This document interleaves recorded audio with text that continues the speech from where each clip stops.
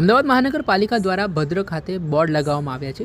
ભદ્ર ખાતે થતા દબાણને પગલે હાઈકોર્ટ દ્વારા ભદ્ર ખાતે વ્યવસાય કરતા 844 પાથરણાવાળાને વૈકલ્પિક વ્યવસ્થા આપવાની સૂચના આપવામાં આવી છે.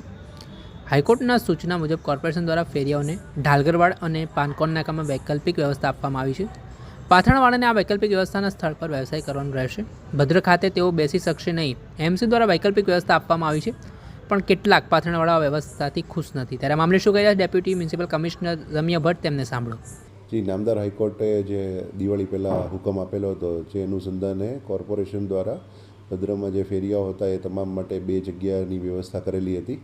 એક આપણે પાનકો નાકા પાસે દાદાભાઈ નવરોજી લાઇબ્રેરીની પાછળના ભાગમાં જે ખુલ્લો પાર્કિંગ પ્લોટ હતો એ આપેલો છે, અને બીજો ધાલગરવાડની અંદર એક 350 ચોરસ મીટરનો જે પ્લોટ આવેલો છે એ આપેલો છે.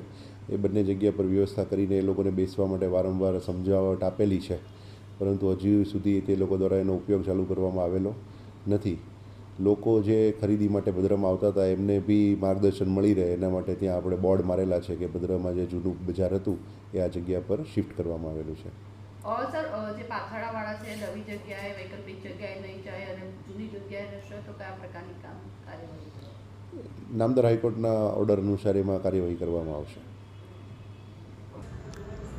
આપણે સાંભળ્યા હતા ડેપ્યુટી મ્યુનિસિપલ કમિશનર રમ્યા ભટ્ટ. તેમના મામલે નિવેદન આપ્યું છે અને ગુજરાત હાઈકોર્ટ દ્વારા જે નિર્દેશ કરવામાં આવ્યા છે તે મુજબ અમદાવાદ મ્યુનિસિપલ કોર્પોરેશન દ્વારા જે ભદ્રની આસપાસ બેસનારા દબાણ કરનારા લોકો છે તેમની સામે આગામી દિવસોમાં પણ કાર્યવાહી ચાલુ રહેશે તે પ્રકારની વાત તેમના દ્વારા કરવામાં આવી છે. દર્શક મિત્રો, આવા જ વિડીયો જોવા માટે એન કવરેજ ન્યૂઝ જોતા રહો.